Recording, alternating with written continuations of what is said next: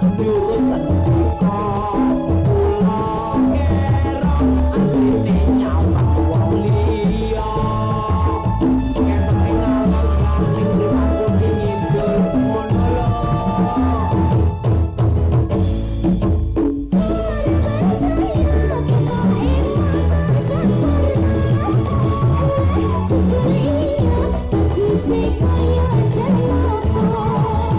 Aku ra sombong gawe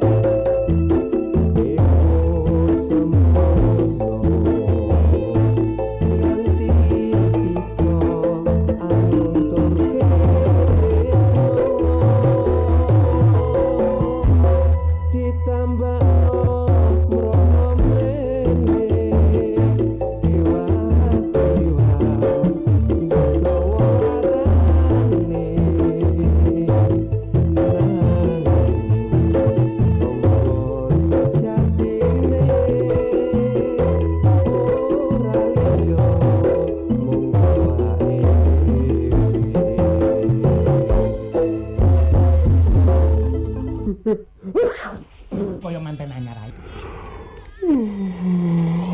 Tangi turu kalungan radio. Sajane radio apa to iku, Mas? RRI Malang, Mbah. Siarane dimulai jam 5 esuk sampai jam 12 bengi.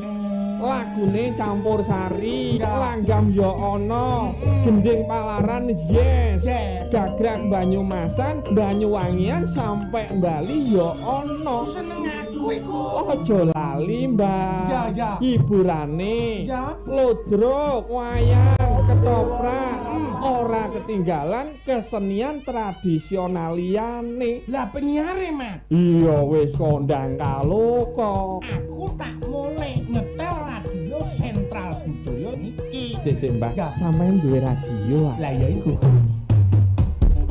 Para sutresna budaya wonten Biara Wigati tumrap panjenengan sami bilih Radio Republik Indonesia Malang program Tunggal siaran khusus budaya sampun ngantos keri monggo enggal-enggal midhangetaken program Tunggal saluran budaya saking RRI Malang. Aja lali dulur tilpune 0341 404 504 Dasu monggo. 105,3 FM Program 1 Saluran Budaya RRI Malang. Wedaring Ilmu. RRI Malang siaran ibu hanya wiji yang garung budaya jari tangan jejogetan lakon roncong lan kreasi gawe tetep tunggalan ayo nganti.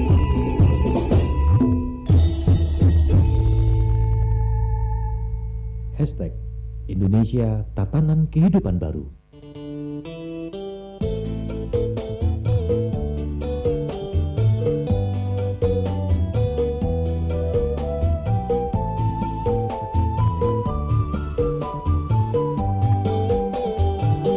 Para pamireng RRI Sentral Budaya monggo sareng midhangetaken acara menika. Kula Efri Hendika ugi penyanyi Jawa tumut uri-uri budaya punika. Para pamireng RRI Malang Sentra Budaya, kula pun Efri Hendika pelantun lagu Malang Panen Rame sumangga midhangetaken acara salajengipun. Nuwun.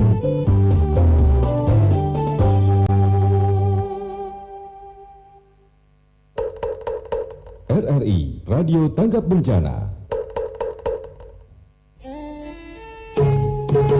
Inilah Kiprah Indonesia RRI Malang.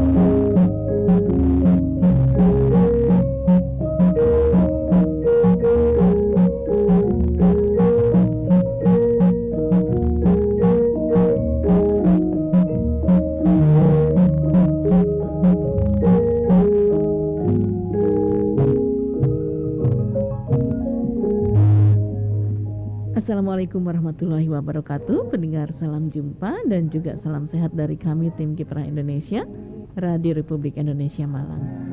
Ya, saya Yuni hadir kembali ke ruang dengar Anda dalam sajian Kiprah Indonesia. Siang hari ini saya akan memberikan satu pencerahan kepada Anda. Yang mau memberikan pencerahan sebetulnya bukan saya ya, tapi saya hanya memandu saja. Ini nanti ada narasumber yang akan memberikan pencerahan kepada Anda tentang wajib pajak ya. Jadi narasumber ini sudah memberikan pendampingan perpajakan dalam rangka peningkatan kepatuhan wajib pajak UMKM. Tapi di mana nanti kita akan ngobrol ya. Nah, Ibu Cindy Getah Trisna Juni ya, SPN MSA, dosen dari Universitas Merdeka Malang yang akan memberikan pencerahan kepada kita bagaimana kita harus patuh ya terhadap pajak begitu ya. Nah, saya mau coba dulu untuk menyapa Ibu Cindy. Selamat siang, Assalamualaikum. Waalaikumsalam, Bu Yuni. Apa sudah terdengar suara saya? Sudah terdengar jelas sekali. Alhamdulillah. Alhamdulillah sudah tersambung ya Bu ya. Waduh, ini sedang di mana ini Bu Cindy, kok senang sekali suasana ini ada di pantai ya. Bu, supaya apa ya, auranya itu seger gitu ya. Penyegaran ya. Lagi panas. Iya betul sekali. Sekalian cuci mata ngelihat suasana pantai ombak. Waduh, senang sekali nih soalnya dari tadi kita mengandai-andai saja sedang di pantai. Dari pagi kita hanya melihat komputer saja ya. Sekarang senang sekali saya melihatnya suasana pantai ini.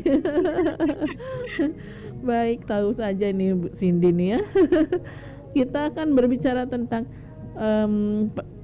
patuh ya, wajib pajak terutama untuk pajak UMKM ini maksudnya seperti apa? Barangkali Bu Cindy bisa menjelaskan dulu, silakan Bu, tentang pendampingan ini di wilayah mana dulu? Oke, metodenya nanti kita pakai PowerPoint atau langsung kita ngobrol aja Bu Yuni? Boleh, monggo kalau mau PowerPoint ya. Nanti saya sampaikan ke teknisinya untuk dibukakan ya. Silakan. Ya. Mungkin gini aja ya, saya sambil ngobrol aja untuk memberikan. Ya.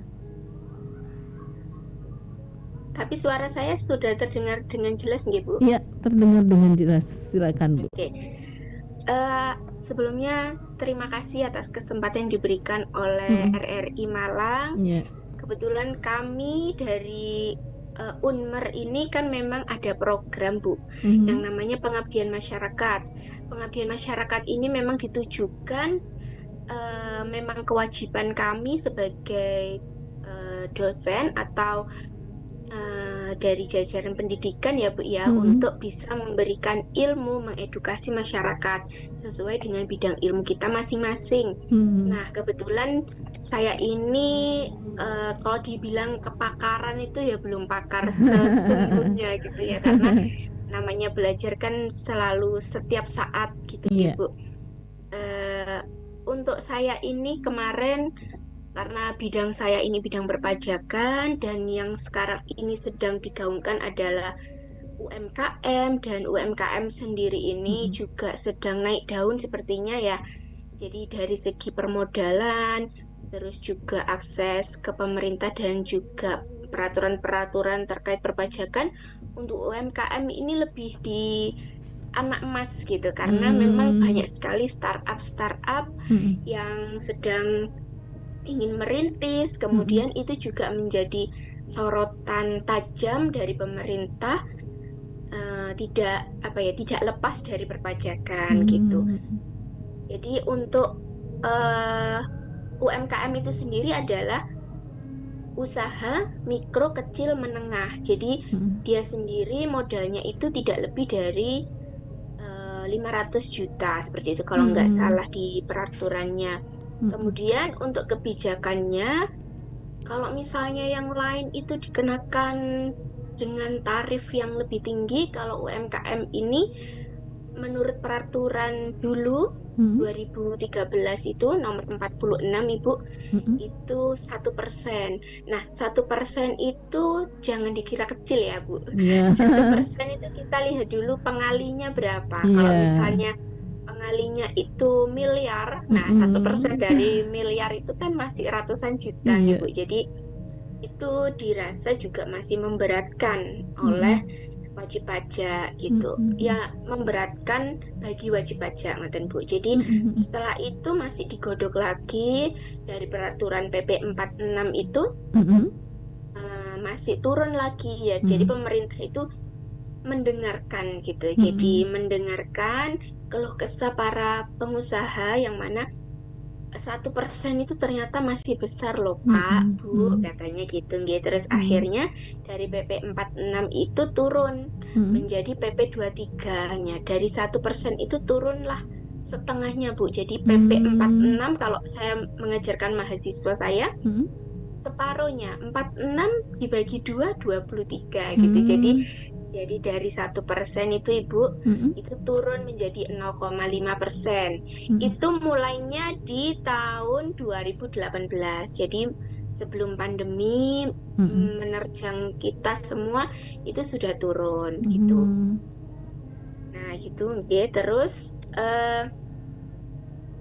terkait dengan UMKM ini sendiri, kemarin saya berkesempatan untuk melakukan edukasi kepada salah satu mitra kami yang ada di Sawo Jajar. Beliau ini adalah pengusaha di bidang konstruksi, yang mana untuk konstruksi sendiri itu memiliki peraturan sendiri. Jadi terkait ini apakah dia PT perseroan terbatas ataupun CV itu juga dipilah lagi Bu. Jadi perpajakan itu kalau anak-anak mahasiswa itu mengatakan sebenarnya tidak sulit, tapi karena terlalu banyak yang perlu dimengerti dan dihafalkan, itu menjadi PR tersendiri gitu. Jadi setiap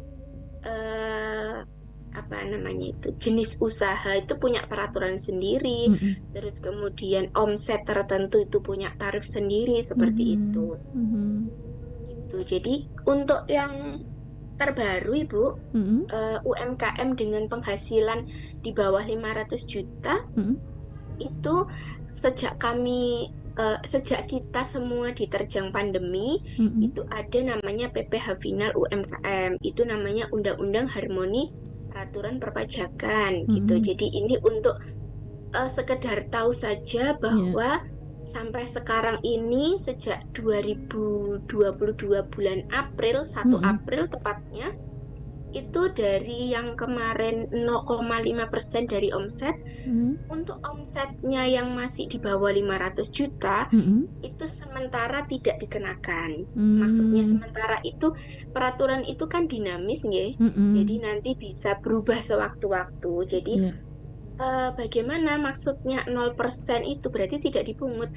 Bahasa undang-undangnya tetap dikenakan, tetap dipungut, hanya saja tarifnya itu 0%. 0% itu maksudnya sampai batas 500 juta itu wajib pajak itu tidak dikenakan. Nanti kalau sudah melebihi itu barulah dikenakan 0,5% gitu.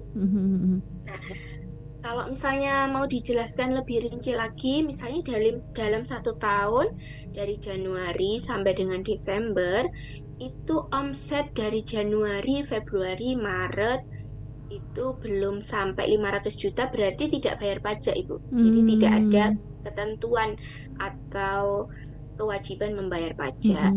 Tapi kalau misalnya di bulan Mei itu sudah 510, nah itu selisih dari itu, maksudnya lebihnya itu, jadi dari 500 kan sudah lebih 10 Bu. Bulan Mei ya 510. Nah, yang dikenakan 0,5% itu mulai 10 jutanya. Gitu.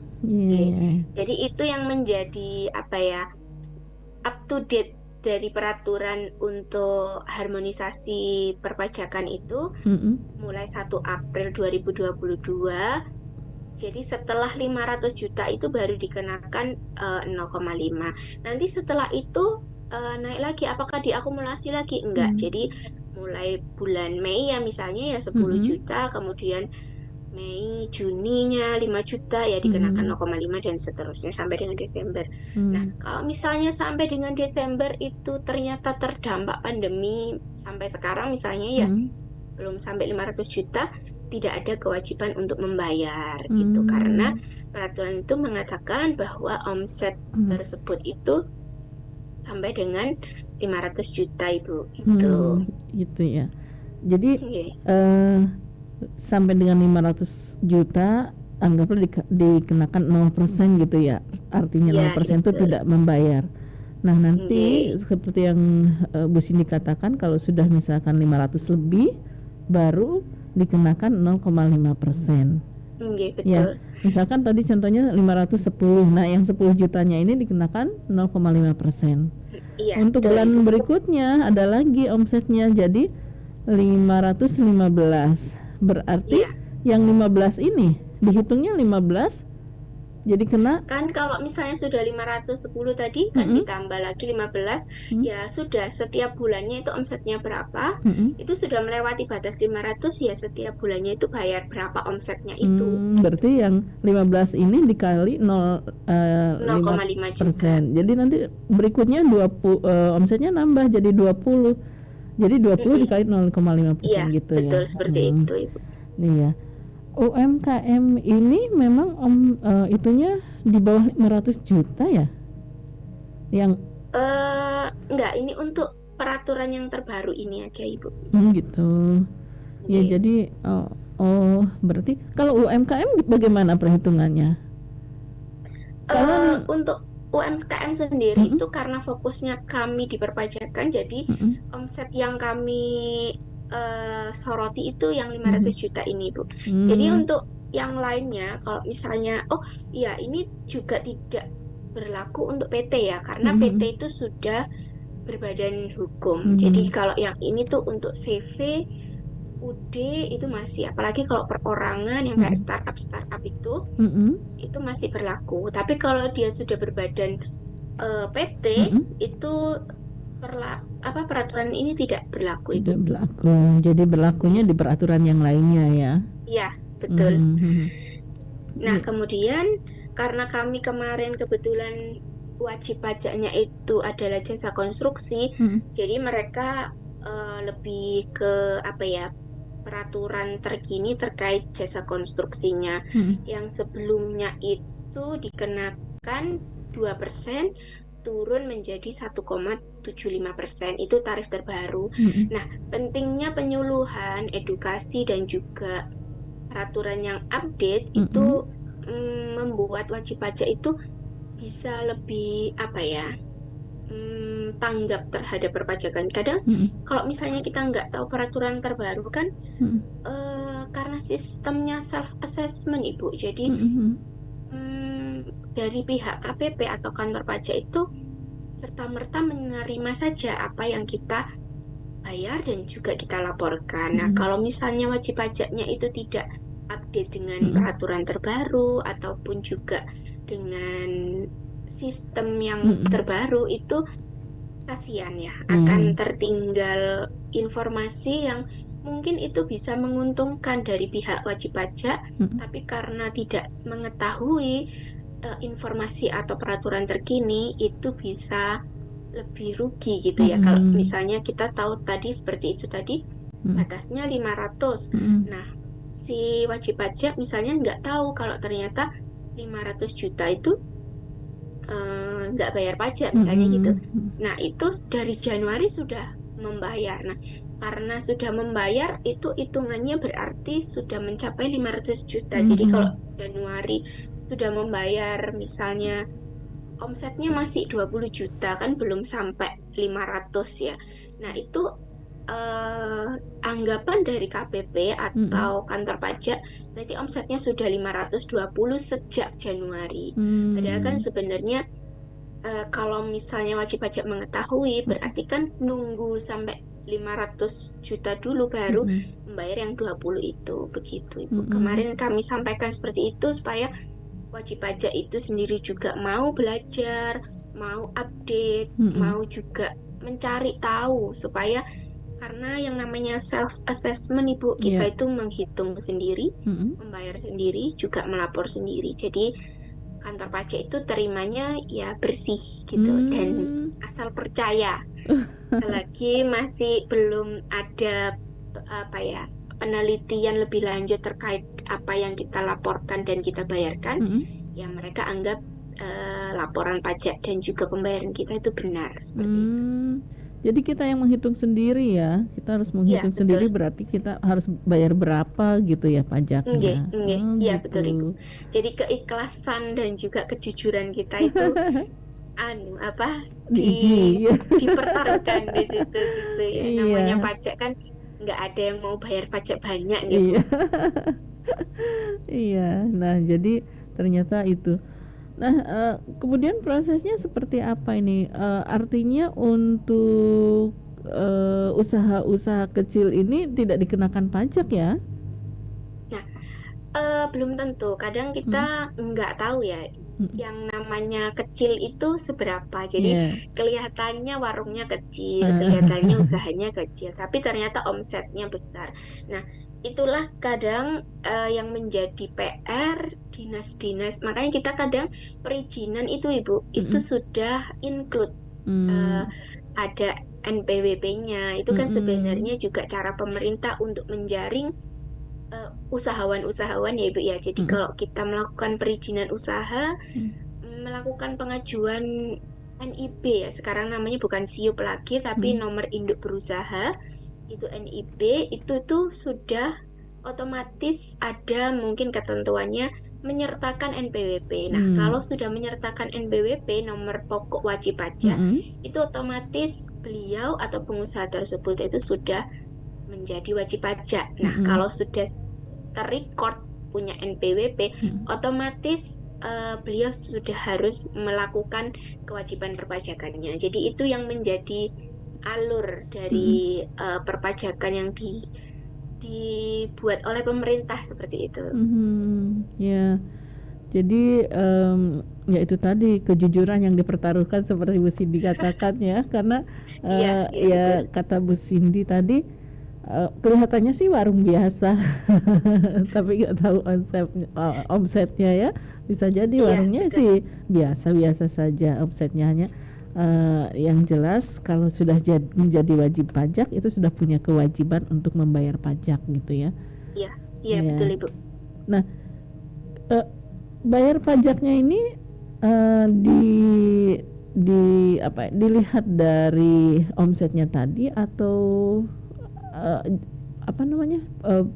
jarak per tahun atau per bulan seperti itu, karena kan mungkin setiap bulan bahkan bisa jadi setiap hari kan yang namanya omset berubah begitu ya. Bagaimana perhitungannya itu?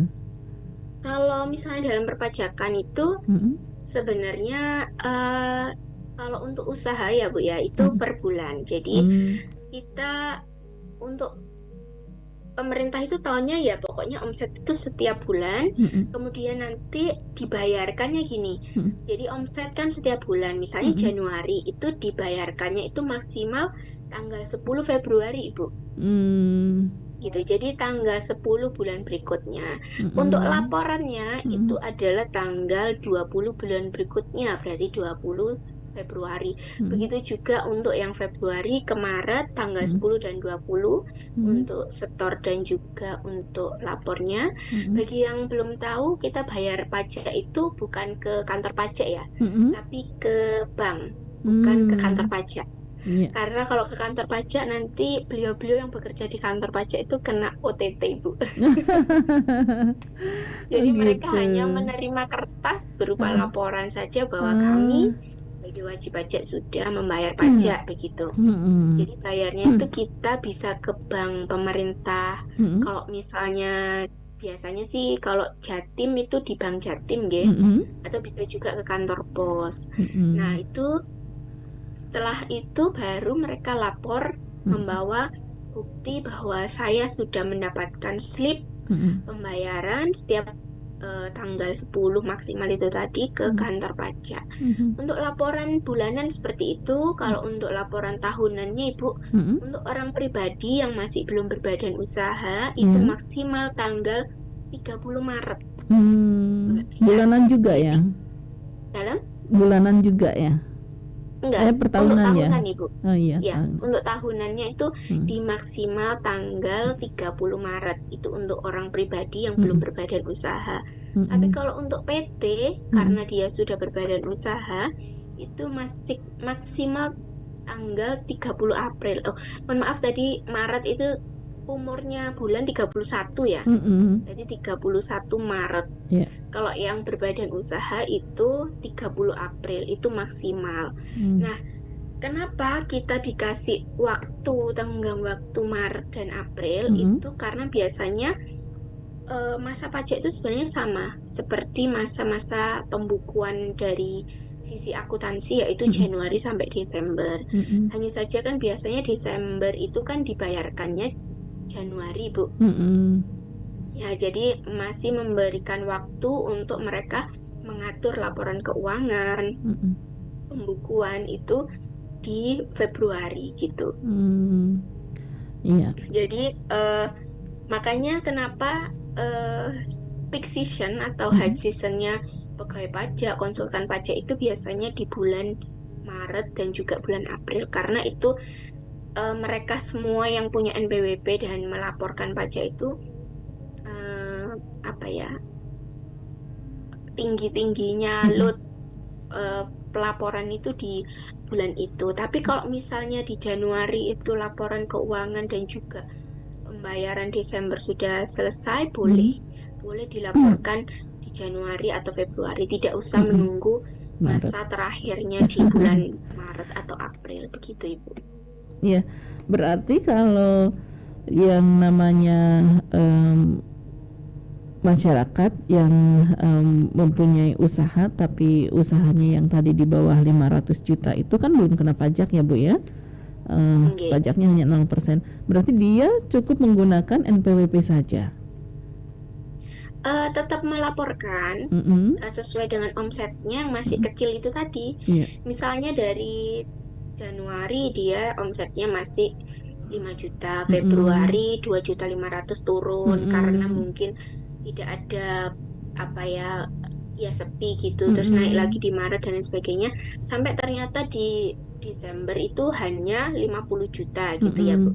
Jadi omsetnya dari Januari sampai Desember itu hanya 50 juta, tetap di bulan Maret kalau dia orang pribadi itu tetap melaporkan namanya SPT, surat pemberitahuan tahunan. Itu laporannya tetap sesuai dengan omsetnya, jadi nggak perlu membayar tapi wajib melaporkan. Oh gitu. Tapi kan dia Jadi- juga punya NPWP kan, harus punya NPWP juga ya. Oh iya, Jadi memang yang dibayar syaratnya hanya harus punya NPWP. Nggih. Yang bayarnya hanya NPWP-nya ya. NPWP itu semacam kunci, Bu. Mm-mm. Jadi kalau nggak punya NPWP, dia berusaha seperti apapun dia bebas pajak. Tapi Mm-mm. biasanya kalau dia sudah membutuhkan pemerintah daerah, dalam hal ini mungkin dinas perizinan atau membayar apapun gitu ya, itu dijaring dari situ. Jadi pemerintah itu tidak mau kecolongan gitu, Ibu. Iya. Dari alurnya itu pasti ada disisipkan mau nggak mau gitu. Iya. Kadang kan sekarang saja kalau misalnya kita mau melakukan pendanaan atau pinjam bank, itu juga harus menyertakan NPWP, Ibu. Iya, Nggih. NPWP ini jadi ketahuan di situ berapa dia punya penghasilan begitu ya. Iya, Setiap betul. bulannya gitu. Hanya kalau NPWP ini barangkali beda aturannya, tidak di aturan yang tadi April 2022 itu ya. Itu hanya iya. untuk apa Bu Cindy, yang peraturan 1 April UMKM, 2002 UMKM. Nggih. Nah, Tapi kalau misalnya seperti Ibu, kami sebagai karyawan juga, itu beda juga, Ibu. Jadi Ibu Yuni misalnya bekerja dalam naungan RRI, nanti dipotong pajaknya itu sudah beda lagi. PPh-nya sudah, pajak penghasilannya pasal 21. Jadi kalau kita ngobrol pajak itu banyak. tergantung subjeknya. Jadi Iya. kita bekerja di mana, berapa nominal penghasilan kita per bulan, itu tuh sudah beda peraturan lagi gitu, Ibu. Iya. Nah, kita fokus ke yang UMKM aja ya Bu dulu ya. Oh ya, Nanti siap. apa namanya, lain waktu bisa, soalnya ini penting sekali sebetulnya ya. Banyak masyarakat yang kurang paham. Saya sendiri ini memahami ini tuh kadang-kadang agak lemot. Iya. Nah, ini untuk pajak untuk UMKM ini gimana ini? Ada syarat-syarat khusus tidak nih, Bu Cindy? Enggak ada sih, Bu. Jadi pokoknya itu tadi syaratnya dia bukan berbadan hukum PT. Gitu. Jadi biasanya UD itu masih UMKM, terus omsetnya dilihat dulu. Dia kalau sudah melebihi batas PT itu kira-kira, pokoknya kalau meskipun omsetnya masih kecil tapi dia sudah berbadan hukum PT, itu nggak bisa memanfaatkan fasilitas ini, nggak bisa. Oke, seperti itu. Kelihatannya usahanya sederhana gitu ya, misalnya Iya. dia punya usaha kue gitu ya, kue camilan atau apa gitu, tapi dia sudah berbadan hukum seperti PT, berarti tidak Ya, itu nggak bisa. tidak masuk Iya. di peraturan yang 1 April 2022 ini ya. Iya, betul, Ibu. Ya. Tapi semuanya wajib ya Bu ya untuk usaha-usaha kecil ini melaporkan usahanya itu ya. Kewajiban itu melekat ketika sudah memiliki NPWP tadi. Jadi kalau misalnya dia punya catering, tapi dia tidak punya NPWP, ya dia tidak melekat kewajiban itu. Oh gitu. Tidak Oke, wajib jadi pajak berarti.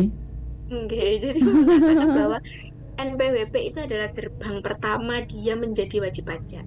Kalau misalnya cateringnya laris manis, misalnya satu hari omsetnya bisa jutaan, tapi dia tidak punya NPWP, nah itu perlu dilakukan penyaringan lagi gitu. Jadi pemerintah itu harus jeli gitu ya. Tapi kadang dengan usaha-usaha yang masih belum terlihat itu potensinya itu sebenarnya banyak ya Bu. Jadi ya itu tadi kembali lagi ke kesadaran bahwa kita ini warga negara yang baik, harus paham dan harus mau itu untuk berkontribusi begitu. Iya, karena kan tidak menutup kemungkinan mungkin sekarang masih banyak yang punya usaha tapi juga tidak punya NPWP, itu tidak menutup kemungkinan, hanya untuk menjaringnya mungkin masih belum ini ya.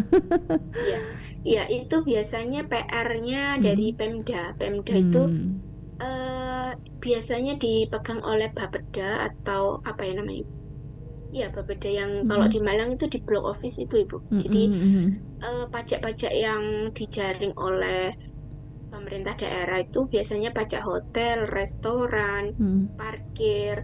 Parkir itu juga banyak potensinya Ibu. Jadi hal-hal yang seperti ini tuh biasanya di samping dari perizinan itu tadi, kita juga biasanya ada proyek ya dengan pemerintah daerah itu untuk turun lapang, sensus. Sensus dalam artian untuk menemukan potensi pajak yang baru, Ibu. Gitu. Jadi kita biasanya melakukan pendampingan dengan pemerintah-pemerintah daerah, yaitu untuk membantu menemukan potensi baru itu tadi yang katanya Bu Yuni. Sebenarnya banyak ya yang seharusnya bayar. Iya. Atau mungkin bisa jadi mereka belum paham begitu ya kalau untuk perorangan. Tapi memang basicnya perpajakan ini dalam tanda kutip momok Ibu. Jadi kalau bisa nggak bayar gitu.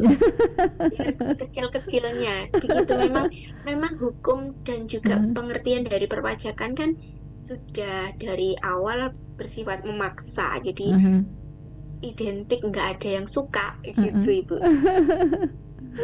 Jadi apalagi namanya hukum usaha itu ya, sebanyak-banyaknya pemasukan, sekecil-kecilnya pengeluaran. Ya, hukum perekonomian itu. Ya, betul.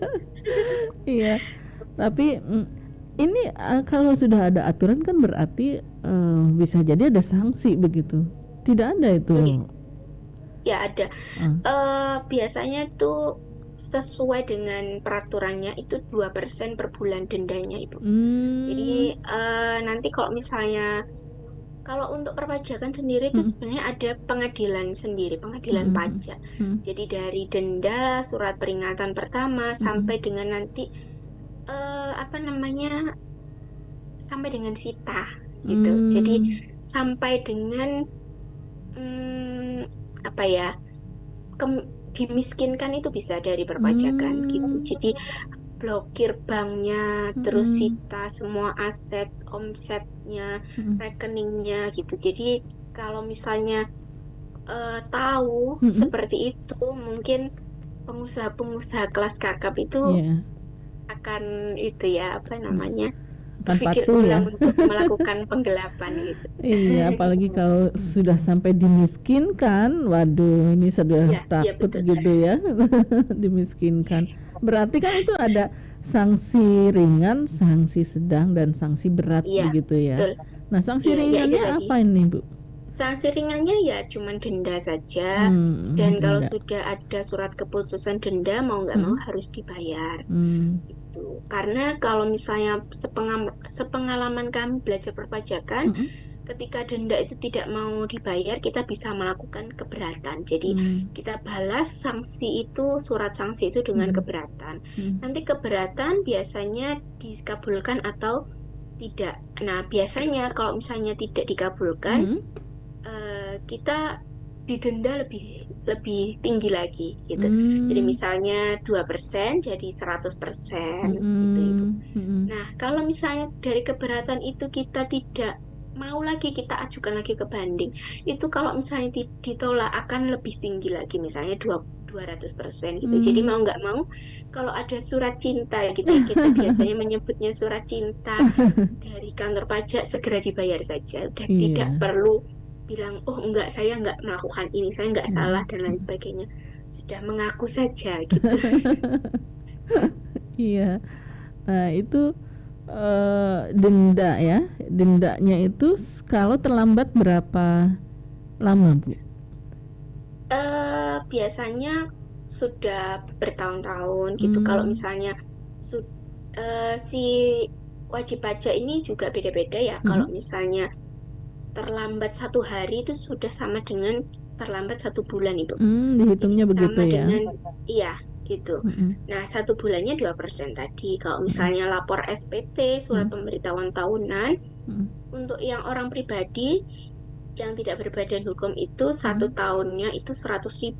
Tapi kalau sudah PT berbadan hukum itu 1 tahunnya itu 1 juta. Seperti itu. Nah, untuk sanksi ringannya sedangnya tadi misalnya apa pelanggarannya? kami kalau sepemahaman saya ya hanya itu sih Bu, nggak ada yang kayak sanksi ringan, sedang, berat seperti KUHP gitu tuh enggak. Jadi memang sudah ditentukan bahwa kalau misalnya sudah dilakukan penelitian, terus juga sudah surat penelitian itu dalam hal ini mereka yang ada di kantor pajak menganalisis apa yang kita laporkan, itu namanya mereka di bagian penelitian kalau nggak salah ya. Saya juga bukan orang pajak ya, maksudnya bukan pegawai pajak. Jadi kalau sudah diketok palu bahwa kamu harus membayar sekian karena denda, karena sanksi sekian, ini ya sudah itu. Jadi nggak ada yang kalau misalnya segini sanksinya cuma segini, sanksinya cuma ini sedang, berat. Kalau yang berat itu enggak. Jadi kalau yang dikategorikan berat itu yang sudah melakukan penggelapan pajak dan sudah bertahun-tahun misalnya, kemudian baru ketahuan, terus sampai dilakukan sita, Ibu. Sita itu ya itu tadi, usahanya dibekukan, kemudian tidak boleh beroperasi lagi, disita ya sudah, disegel gitu. Ya. Jadi, nah ini yang memang perlu diketahui oleh masyarakat ya. Kita masyarakat umum kan, masyarakat yang awam pastinya baru mendengar ini. Nah, untuk prosedurnya sendiri ini terutama untuk UMKM, barangkali ada di antara pengusaha UMKM yang belum memiliki wajib pajak ini caranya bagaimana ya, Bu Cindy ya, supaya sebenarnya sekarang ini Ibu, semuanya serba online ya. Kita bisa lewat DJP online, tapi lebih enaknya lagi kita ke bagian konsultasi dulu. Jadi kalau misalnya NPWP-nya itu sudah tahu nomornya, misalnya di Malang Selatan, atau kalau di Malang ini kan ada Malang Selatan, Malang Utara, Malang Selatan itu kalau nggak salah, dan kalau tidak terbalik ya Ibu, itu ada di sebelah BI Bank Indonesia yang dekat alun-alun itu Ibu.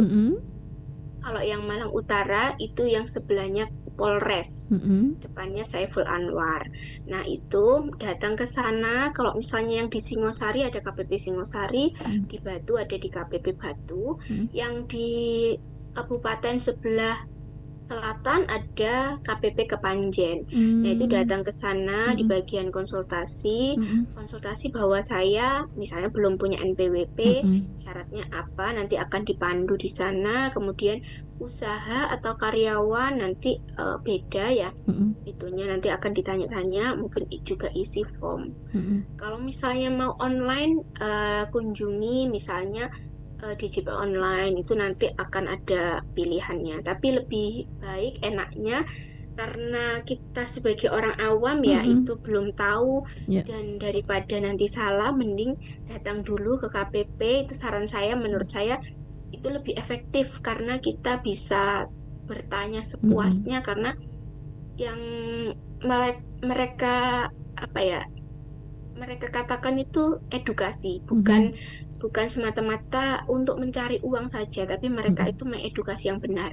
Karena orang pajak itu sebenarnya baik-baik, nggak ada yang kayak momo atau apa. Mereka sangat ramah, juga mereka itu sangat jujur, maksudnya tidak menjerumuskan, ini potensi, ini bapak ini atau ibu ini tuh potensi untuk digali kekayaan itu, tidak gitu. Jadi mereka benar-benar akan mengarahkan sesuai dengan kebutuhan dan juga memang kategori dari wajib pajak itu. Gitu. Saran saya, datang ke KPP tempat bapak ibu atau siapapun yang terdaftar, kemudian berkonsultasi dulu nanti kewajibannya apa, haknya apa, terus apa yang akan harus dilakukan.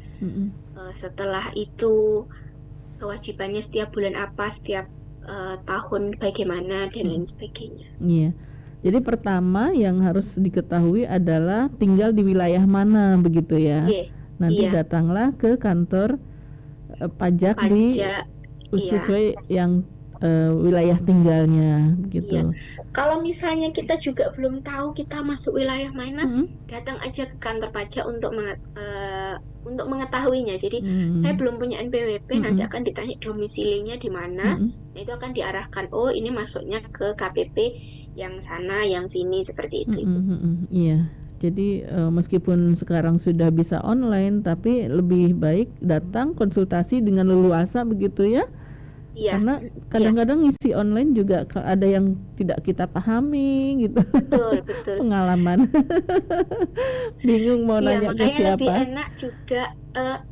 Sebenarnya mereka juga sudah memberikan ini sih, nomor untuk apa ya, helpdesk-nya dengan WA, tapi lebih enak kita bisa ngobrol seperti ini kan Ibu Yuni. Iya, bisa lebih jelas ya Bu ya. Nah, Iya, jadi betul. itu pertamanya datang. Nah, untuk kita karyawan, tapi kita juga punya usaha gitu. Gimana nih? Ya nggak apa-apa. Nah, berarti itu ada pekerjaan tambahan lain atau penghasilan di luar penghasilan utama. Nah, itu tergantung nanti mau jujur semua atau enggak gitu kan. Biasanya yang dilaporkan hanya yang menjadi karyawan saja, usahanya di atas namakan siapa gitu kan bisa. Iya, tapi berarti kan kita punya wajib pajak tuh dua ya, pajak tapi penghasilan karyawan. Di SPT-nya satu saja Ibu. Oh, Nanti satu. ada kolom bahwa ada tambahan penghasilan lain. Jadi gitu. setiap jadi ada nanti. Jadi tetap Nggak perlu nomor dua, kita sebagai karyawan sendiri, pengusaha sendiri itu enggak. jadi tetap nomor wajib pajaknya satu saja di situ, ya. Nah, tergantung. Kalau misalnya misalnya Bu Yuni sebagai karyawan di RRI, NPWP-nya sebagai karyawan. Nanti Ibu juga punya PT, PT-nya itu atas nama, bukan atas nama Ibu kan? Kalau PT sudah PT, misalnya Ibu Yuni sukses apa misalnya itu NPWP-nya akan sendiri Bu. Oh, beda. Kecuali nama kalau sama. masih perorangan. Kalau perorangan NPWP-nya bisa satu saja. Oh gitu. Meskipun nama pemiliknya sama, satu ya. Iya, nama bisa. pemiliknya satu, tapi itunya beda. Iya, betul. Iya. Mudah-mudahan jelas ya pendengar. Kalau belum jelas nanti bisa kita tanya-tanya lagi Bu Cindy-nya lain waktu. Karena sekarang waktunya terbatas, kita harus mengakhiri obrolan kita ini nggak kerasa. Senang sekali ini ya. Mohon maaf kalau misalnya ada kurang dan juga ada kesalahan, itu murni milik saya. Jadi sama-sama belajar, dan juga pesan saya jangan mau untuk berhenti belajar karena perpajakan itu dinamis nggih Bu. Jadi harus terus membaca itu minimal seperti itu. Itu Ibu dari saya, mohon maaf sekali lagi kalau saya ada salah dan juga kurang. Terima kasih atas kesempatannya. Terima kasih sekali atas informasinya dan ilmunya yang sangat bermanfaat pastinya. Jadi untuk kita yang apalagi punya usaha belum mendaftarkan diri gitu ya, sudah dikasih tahu tadi prosedurnya sama Bu Cindy ya, bagaimana kita cara mendaftarkan menjadi wajib pajak ini. Nah, terima kasih Bu Cindy atas waktunya. Kita akhiri sampai di sini dulu obrolannya. Lain waktu mungkin bisa memberikan pencerahan dengan yang lainnya ya Bu ya. Sukses selalu untuk RRI Malang. Terima kasih sama-sama. Bu Cindy juga sukses selalu ya. Dan baik, terima kasih pendengar. Itu tadi obrolan saya dengan Ibu Cindy Getah Trisna Juni, SPN MSA, tentang perpajakan dalam rangka peningkatan kepatuhan wajib pajak UMKM. Nah, sampai di sini obrolan saya dalam sajian Kipra Indonesia, dan saya pamit dari ruang dengar Anda. Terima kasih. Assalamualaikum warahmatullahi wabarakatuh.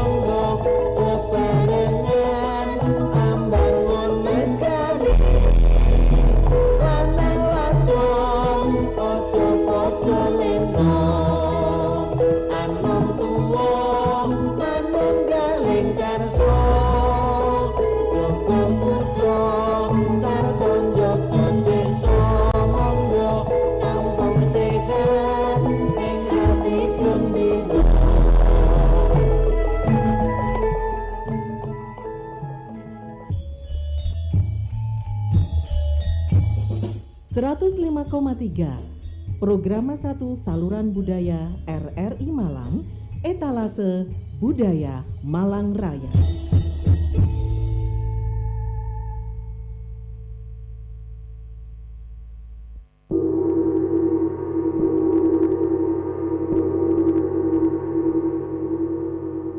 Pas jam 1 siang.